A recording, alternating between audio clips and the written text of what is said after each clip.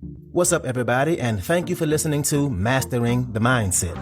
My name is Dariusdotch, and I'm an actor, hip-hop artist, and fitness and life coach. And I'm here to personally help you train and improve your mindset so that you can, 1, become the best version of yourself mentally, and 2, gain focus and motivation to be able to take action and achieve the success in life that you want and deserve. Before we get started, please like and subscribe to my channel, and at the end of this episode, if you liked it, please share it with a friend or loved one or someone who will benefit from hearing this message.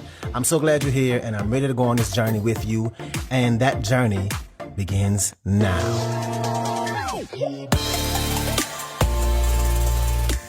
All right, and welcome back to another episode. Let's get right to it. This is going to be another one of my pep talk episodes, and the things that we're going to cover today won't be anything that you don't already know on your own, but it needs to be said and heard. Because me and you both know that we, our own selves, are one of the biggest reasons why we aren't where we truly want to be in life. And yes, some of the problem may be due to lack of resources, right? But if we are really honest, most of the time, it's more about resourcefulness than resources. It's more about resourcefulness than resources. Bars. It's more about the mindset, right? Having the right mindset is absolutely necessary in building the life you love.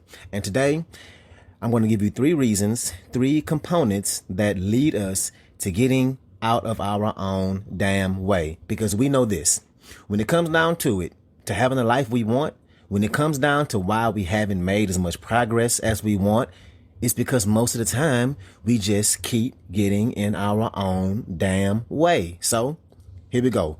3 components to why this happens. 1, self-awareness. 2, our circle. And 3, our boundaries. So let's talk about number 1, self-awareness. And I'll be honest, I used to think that these things were kind of corny until I did them and understood how I could really benefit from them. But those personality tests that you see people taking on social media, I never thought, 1, I would do it, and 2, never thought that there would be any benefit from it. And maybe you think they're lame too. And I'll say this, not living a life that you're excited about because you don't know yourself well enough is way worse than taking the test. And like I always say, I'm going on this journey with y'all. I really am. I'm practicing all these things, as many as I can, in my real life.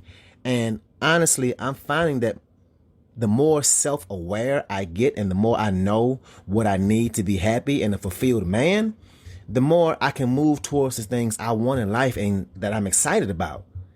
So things like the personality tests and the love language test, I used to think these things were silly. But now that I know myself and I know, okay, my number 1 love language is acts of service. And the one that's my least favorite, or my least love language, is receiving gifts. So gifts won't really do anything for me. Yes, I'm always appreciative, but it's not going to get my partner as far as if they were to help me with, let's say, folding my clothes when I have a long day, or cooking dinner, or reaching out to someone for me, some kind of act of service. And after taking that test, I really realized, okay, yeah, that's right. I really do value those kinds of things. And if you know more about yourself, then you're more likely to do the things you need to do to make sure you're living a life that you're excited about, that you're putting yourself in an environment to be successful. And that will be completely different from person to person. And here's a question to ask yourself. What do I need to be a happy person? And we can really break it down. And of course, the personality test and love language test are good tools to use, but we can break it down even simpler and think about the last time you had a good day. What was a part of that day? Let's take a second to think about it. Was it that time you had a date night with your partner? Were you really productive during the day? Did you call your best friend? Did you have a workout in the morning? Think of what the components were to that day and what made that day such a good day, and figure out how you can create those elements as much as possible throughout your week, your month. What kind of food makes you feel good? Now, for me, I love a smoothie after a workout. It really puts me in a happy place. And so it's so refreshing to me, right? And maybe I shouldn't have used food as an example because I'm a fitness coach and we all know the best foods are the worst for you, right? So what healthy or at least less fattening foods put you in a good mood? How much sleep do you need? And I know if you're busy, right? If you're a parent or if you have multiple jobs or have a lot going on in general, I get that. Sleep might not be as possible to be regulated as much from person to person. But make sure that you're being conscious of it when you are able to get some sleep. Do you need to let Netflix start another episode? Should you just turn your TV off? Does your body need that extra sleep that you're sacrificing? And these are just a few examples, right? My point is, we can't stay in our own damn way and not be self-aware enough to ask ourselves the question, what do I need? What do I need to be happy? What will support me? And so many times we get busy and it's just go, go, go, go, go. And we forget to stop and ask, what do I need to make me happy? What do I need in my life that will actually bring me happiness? And again, some of these things might sound silly or unnecessary, but that doesn't mean that they aren't important to know. So that's number one, self-awareness. Number two, your circle. Who do you surround yourself with? And that's in person as well as on the internet. Because look, if you only follow people and social media accounts that don't bring positivity in your life, then what the hell is you doing? What's up, what's up, what's up? I want to take a quick moment to say thank you so much for listening to this episode and to also let you know that this podcast is 100% donation driven, which means it's completely funded by you, the listener. So if you like the content I have to offer, I would love it if you can make a donation and you get to pick the amount. I left links in the description of the video as well as my homepage. You can choose which way benefits you the best to donate. And if you need more options, please feel free to email me at dariusdotch@gmail.com. That's dariusdotch@gmail.com. Again, thank you so much for being here and let's get back to it. What the hell is you doing? It's way too much negativity out there online. And there's also way too much positivity online to not get tapped in with. Are you still following your ex and you see that they started dating somebody else and that gets under your skin? Unfollow. You have that one friend that always says stupid political propaganda, always spewing off ignorance. Unfollow. That one friend who's always negative, always putting somebody down. Unfollow.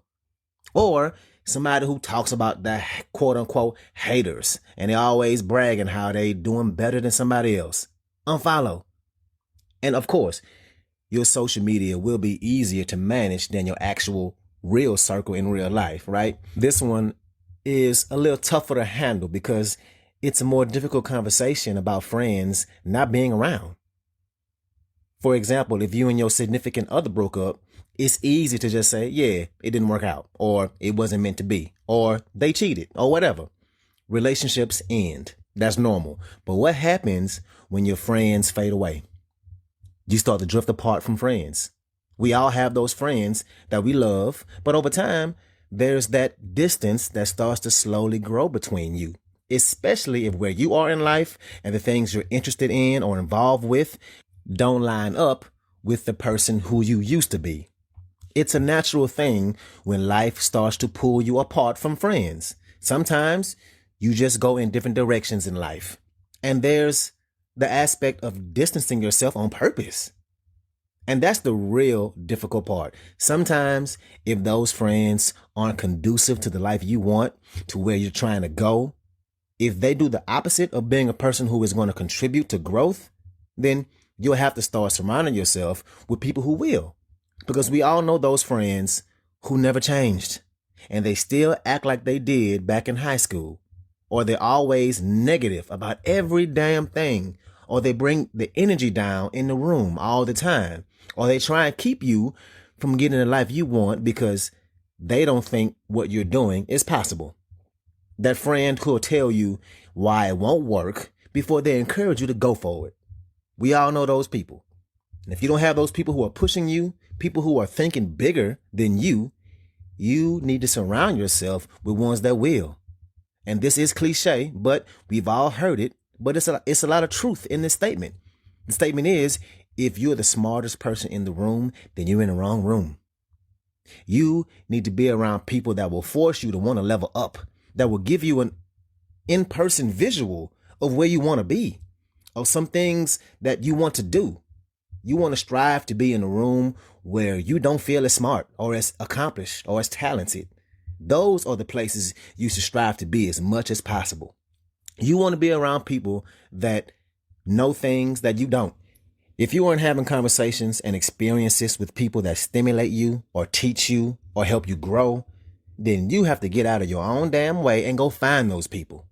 You can stay stuck if you're having the same conversations over and over again. And we wonder why we're not reaching our goals and dreams. This is part of the problem. So, number 2, your circle. Surround yourself with the right people and the right content you consume. Number 3, boundaries. Now, sometimes we get frustrated with our friends or coworkers or family members when they overstep boundaries that we didn't even communicate with ourselves, let alone them. For example, if you don't want to be texting with your boss or working on the weekend, then why are you answering texts and emails as soon as you get them when it's the weekend? You're saying to your boss that it's okay and that boundary isn't there. So if you're not communicating to yourself what your boundaries are, when are you going to turn that phone off? Is it okay for your mother-in-law to call you in the middle of the day and you answer every time, but you work from home or working on a project that's really important? Is it okay for people to just show up at your house unannounced? If it's not, then you need to set that boundary. So draw that line in the sand. And when you explain what those boundaries are and why you have them, people would generally understand. They'll at the very least know that, hey, this is something I need. Explain it. Let folks know. Way too often, people get frustrated with someone about things you never told them about. And what happens is we assume that this person shouldn't be doing this. Like, why does my boss text me on the weekend? If I was a manager, I wouldn't text my employees on their day off. I would let them have this time to themselves. Or why does my mother-in-law always call me in the middle of the day? She knows I work from home. I wouldn't interrupt somebody's day like that. But what we have to realize and acknowledge is the fact that everybody doesn't think like you. Everybody won't think the way you do. So just like you wouldn't text your employees on their day off, your boss may not think the same way. And to her, this is okay. This is perfectly fine. Maybe her boss used to text her before she got this kind of job. And she thinks that this is how you build relationships with the people that work for you. Maybe your mother-in-law feels like it'll be better for you to talk during the day because she knows that you will want to relax after work in the evening because you work all day from home, right? We can't expect people to think the way we do. So instead of getting frustrated with them, just explain it to them. They might not even know. And at the end of the day, we are responsible for the life we live. We have the choice to answer that call or text. We have the choice to say no to a project that will put a lot of work on our plate. We have those choices. We don't have to choose to overstep our own boundaries. We don't have to say yes just because you were invited. As long as you communicate, that is the most important thing. So that's number 3, set boundaries. So moving forward, every time we feel like we're not capable for whatever reason, if I had more time or if I had more money, if I had more XYZ, say to yourself, okay, what can I control? And for whatever reason your brain tells you that you can't, do the exact opposite. Find every reason, find the evidence of why you can. Reasons that remind you that you are capable, that you're too damn smart to be the only thing standing in your own way. So get self-aware. Don't just laugh at it or think a personality test is silly. Make an effort to really get to know yourself with a deeper understanding of why you are the way you are. What makes a good day for you? What does that involve?